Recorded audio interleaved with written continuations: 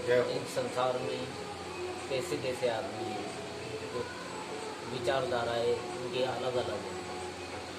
इसके बारे में कुछ बताइए। सभी भक्तजनों को, मित्रगणों को सुप्रभात। एक भक्त का प्रश्न है कि संसार में किसी को कुछ अच्छा लगता है, किसी को कुछ अच्छा लगता है, और नाना प्रकार के विचारधाराएं हैं। ऐसा क्यों? अलंकार जो होते हैं, शब्दालंकार और अर्थालंकार। अलंकार किसे कहते हैं? काव्य शोभा करान धर्मान अलंकारान प्रचक्षते। काव्य की शोभा बढ़ाने वाले धर्म को अलंकार कहते हैं। अब अलंकार दो प्रकार के होते हैं, एक शब्दालंकार, एक अर्थालंकार। शब्दालंकार में आता है अनुप्रास अलंकार, यमक अलंकार और श्लेष अलंकार।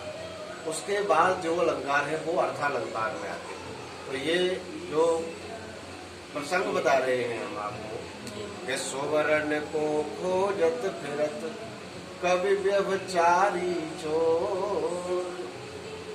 यानी इसमें मतलब ये है कि सुवर्ण एक शब्द है, सुवर्ण, और तीन लोग खोज रहे हैं उसको। सुवर्ण को खोजत फिरत कवि व्यभिचारी चोर। तो एक शब्द को, एक चीज को तीन लोग कैसे खोज रहे हैं? तो एक शब्द के तीन अर्थ निकलते हैं। सुवर्ण को खोजत फिरत कवि। अब कवि किसको खोज रहा है? सु माने सुंदर, वर्ण माने अच्छा। सु माने सुंदर और वर्ण माने अच्छा। सुंदर अक्षरों को कवि ढूंढता है। अब व्यभिचारी किसको ढूंढता है? सुवर्ण। सु माने सुंदर, वर्ण माने रंग। तरह तरह के रंगों को अपने को सजाने के लिए, लोगों को दिखाने के लिए वो रंग ढूंढता है। चोर, चोर ढूंढता है स्वर्ण। स्वर्ण मानी सोना, आभूषण। आभूषण।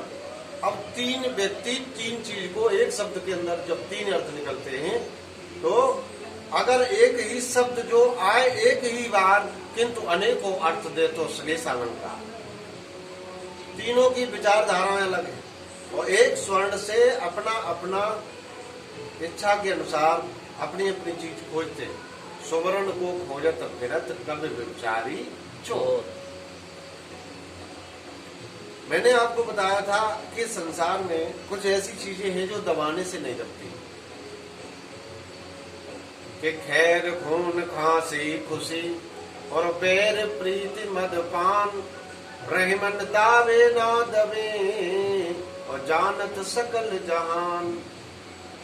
खैर, खून, खांसी, खुशी, बैर, प्रीत, मदपान, ये कभी दबाने से नहीं दबते।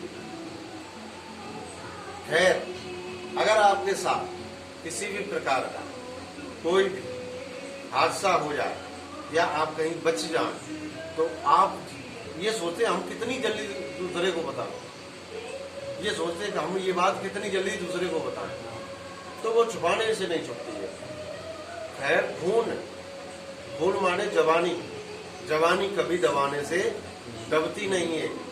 खैर, खून, खांसी, अगर खांसी किसी को आ जाए तो खांसी भी दबाने से नहीं दबती है। खुशी माने प्रसन्नता। अगर आपको हंसने का दिल करे किसी बात को सुनकर, तो आप रह नहीं सकते बिना हंसे हुए। खैर, खून, खांसी, खुशी। बैर, बैर माने दुश्मनी। आप कहीं भी रहेंगे, किसी भी जगह, कितने भी लोगों में बैठे होंगे, लेकिन जिसके साथ बैर होगा, आप उसको देख करके तुरंत आपको क्रोध आ जाएगा। इसलिए बैर कभी दबाने से दबता नहीं है। बैर, प्रीत, प्रीत माने प्रेम। अगर प्रेम किसी से हो जाए तो कितना भी दबाओ वो दबता नहीं है। बैर, प्रीत, मदपान। मद, अहंकार।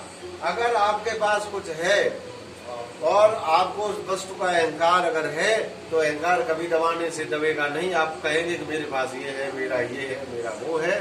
और पान माने सम्मान। अगर आपका बहुत सम्मान हो जाए कहीं, तो आप सोचते कितनी जल्दी बताएं लोगों को कि मुझे इतना सम्मान मिला था।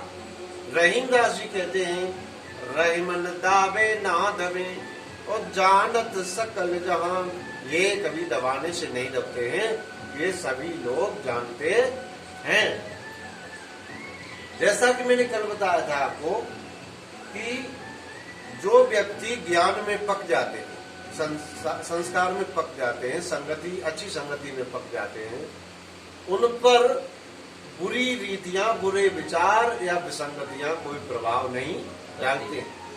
जैसे जो रहीम उत्तम प्रकृति, आकर सकत कुसंग, चंदन विष व्यापत नहीं, लिपटे रहत भुजंग।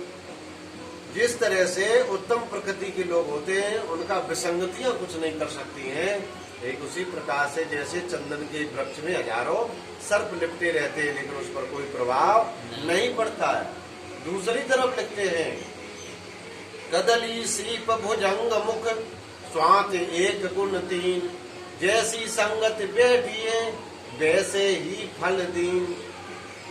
जब बरसात की स्वात नक्षत्र की वर्षा की बूंद केले के पत्ते पर गिरती है तो कपूर बन जाती है, और सीप में गिरती है तो मोती बन जाती है, और सर्प के मुख में गिरती है तो विष बन जाती है। इस प्रकार से हर मनुष्य के लिए कहा गया है कि जो मनुष्य जैसी संगति में चला जाता है वो वैसा ही बन जाता है।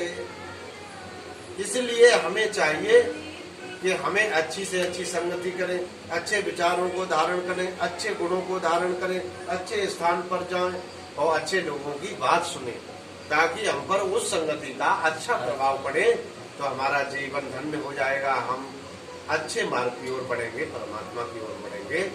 बोलिए गोविंद भगवान की जय।